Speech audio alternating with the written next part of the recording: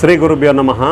మనము దేవతకి ఏదైనా వస్తువు సమర్పించే ముందు, సమర్పించిన తర్వాత ఆ వస్తువులో సమర్పించకముందు ఎటువంటి ఎనర్జీ ఉంటుంది, సమర్పించిన తర్వాత ఎటువంటి ఎనర్జీ ఉంటుంది మనం తెలుసుకోవచ్చు మన ఆరా స్కానర్ ద్వారా. ఇప్పుడు మనము నారికేళాలు చూస్తున్నాము. ఇవి ఇంతవరకు దేవతకు సమర్పించలేదు. సమర్పించకముందు దీంట్లో ఏమైనా డివైన్ ఎనర్జీ ఉందా, అంటే దైవశక్తి ఏమైనా ఉందా మనం చూస్తున్నాము. దీంట్లో ఎటువంటి దైవశక్తి లేదు, అంటే పాజిటివ్ ఎనర్జీ ఉంటుంది కానీ దైవశక్తి లేదు, ఎందుకంటే మనం దేవతకు సమర్పించలేదు కాబట్టి. సో సమర్పించిన తర్వాత ఎలా ఉంటుందో మనం చూద్దాం. ఇప్పుడు మనము నారికేళాలు మంత్రపూర్వకంగా, అంటే మంత్రంతో దైవశక్తిని ఆవాహన చేసి మంత్రపూర్వకంగా ఈ నారికేళాలు దేవతకు సమర్పించాము దేవాలయంలో.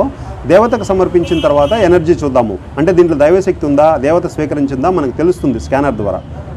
ఇప్పుడు మనం చూస్తే దీంట్లో మనకి దేవత స్వీకరించినటువంటి ఎనర్జీ, అంటే డివైన్ ఎనర్జీ యొక్క శాంపుల్ తోటి మనం చూస్తున్నాము. 100% దేవత స్వీకరించింది. అక్కడ బిఫోరు మనము నారికేళాలు చూస్తే దేవత యొక్క ఎనర్జీ లేదు, ఎందుకనంటే మనము దేవతకు సమర్పించలేదు. ఇక్కడ సమర్పించాము, సమర్పించిన తర్వాత దేవత యొక్క శక్తి దీంట్లో ఉంది. కాబట్టి మన సనాతన ధర్మంలో మనం చేసే ప్రతి పూజ కూడా మంత్రసహితంగా భక్తిపూర్వకంగా చేసినప్పుడు ఆ యొక్క నైవేద్యాన్ని దేవతలు స్వీకరిస్తారు అనేదానికి ఇది ఒక అద్భుతమైనటువంటి నిదర్శనం.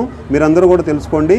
సో మనం చేసే పూజలన్నీ కూడా చక్కగా ఈ యొక్క ధూపదీప నైవేద్యాలతో దేవతలకు సమర్పించినప్పుడు వాళ్ళు స్వీకరిస్తారు, మన కోరికలు తీరుస్తారు అనేదానికి ఈ యొక్క ఆరా స్కానర్ ద్వారా మనం ఇప్పుడు ఈరోజు రుజువు చేశాం. శ్రీ గురుభ్యో నమః.